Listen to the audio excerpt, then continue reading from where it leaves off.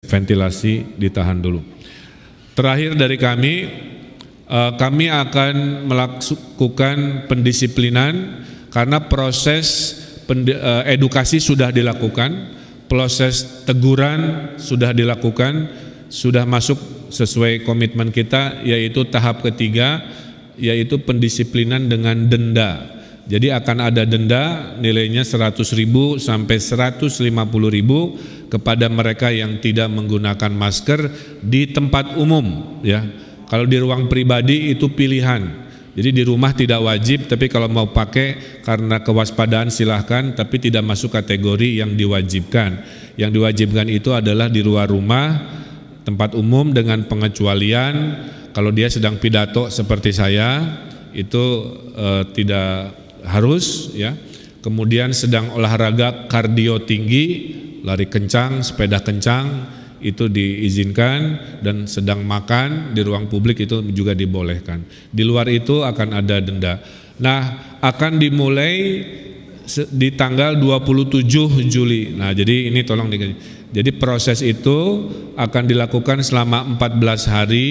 Di tanggal 27 Juli pemberlakuan dendanya akan dimulai. Selama 14 hari kami akan memfinalisasi sosialisasi kepada masyarakat, sehingga selama 14 hari kami beri kesempatan semua kantor-kantor, institusi-institusi untuk mewajibkan halayak yang ada di institusinya menggunakan masker, diedukasi di pasar di mana, silahkan media tolong bantu. Denda itu akan dimulai tanggal 27 Juli. Mudah-mudahan kami sih tidak berharap banyak yang kena denda, karena bukan tujuan kami mencari denda. Tujuan kami mah tidak perlu ada denda asal kedisiplinan itu ada. Tapi karena kita monitor laporan dari Pak Kapolda dan kita lihat sehari-hari orang sudah banyak cuek tidak menggunakan masker di tempat umum, maka opsi ketiga setelah edukasi, setelah teguran masuk denda ini akan kita lakukan. Dan pilihannya kalau tidak bisa membayar denda, salah satu opsinya adalah kurungan atau kerja sosial yang finalisasinya sedang akan disiapkan oleh Pak Kajati. Saya kira itu update seminggu ini. Ada pertanyaan tambahan, silakan.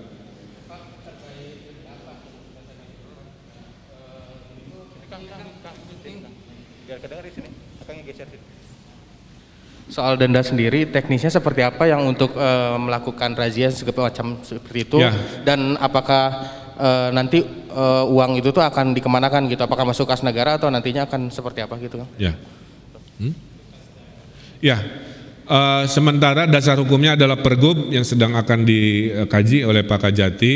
Dana itu tentulah masuk ke kas daerah, dana terhimpun buat negara. Nanti yang melaksanakannya 3 institusi, dari Satpol PP, kemudian dari kepolisian dan dari TNI atas nama gugus tugas, kira-kira begitu.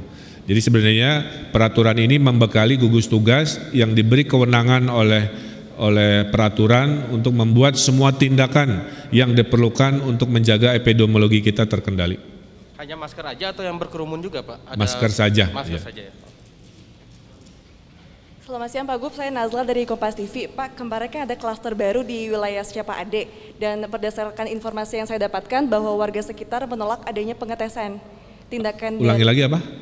Di wilayah sekitaran Secapa Ade, warga sekitar menolak adanya pengetesan COVID. Iya. Tindakan dari Pemprov sendiri seperti apa, dan apakah di wilayah Bandung ada kemungkinan penerapan PSBB lagi, Pak? Terima kasih. Ya.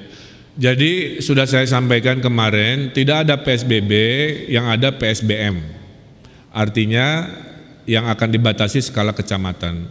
Dan menurut laporan dari gugus tugas Kota Bandung, PSBM sudah dilakukan atau akan dilakukan segera di Kecamatan Cidadap di wilayah tersebut. Artinya pintu masuk keluar masuk tidak boleh bebas. Orang ke sana hanya penghuni yang tidak ada urusan urgent dihimbau tidak ke sana, kira-kira begitu. Yang kedua, tidak boleh menolak, karena kalau sudah masuk kategori yang kritis atau merah, maka semua wajib, ya. Kalau kemarin masih diberi kesadaran, nah nanti tim gugus tugas yang mengetes akan dibantu oleh petugas. Oke.